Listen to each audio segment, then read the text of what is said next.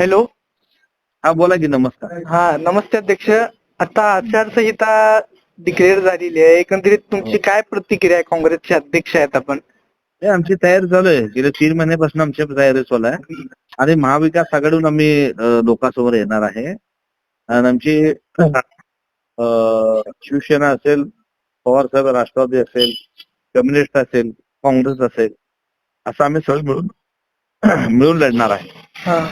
एकंदरीत कसं 8 ते 10 वर्षापासून निवडणूक लागली नव्हती. आचारसंहिता लागणार का नाही अशी एकंदरीत मनामध्ये भीती होती. भीती होती लोकांच्या मनामध्ये.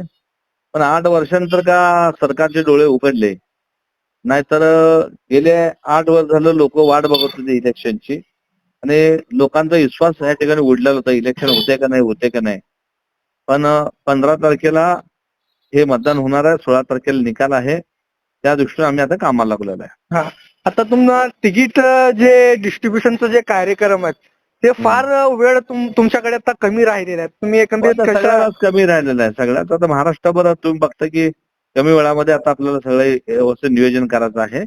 आणि ठीक आहे, सगळ्या पक्षाने आता ते स्वीकारलं पाहिजे आणि आम्ही ते स्वीकारून कामाला लागलेलं आहे.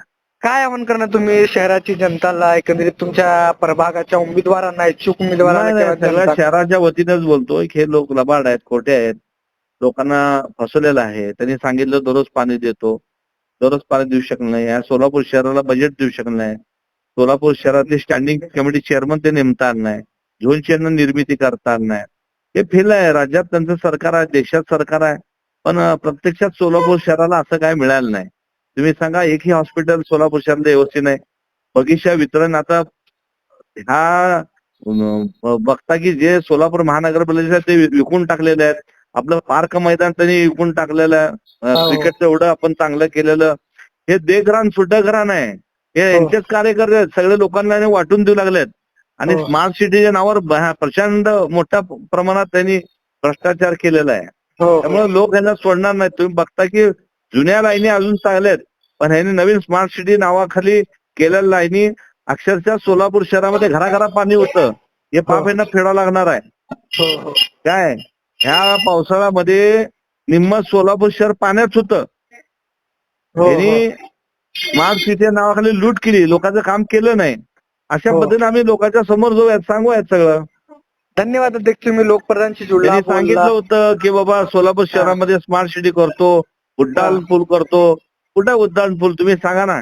गेल्या 10 वर्ष लोकांना सांगतात उड्डाण पूल करतो, अजून उड्डाण पूल झालं नाही.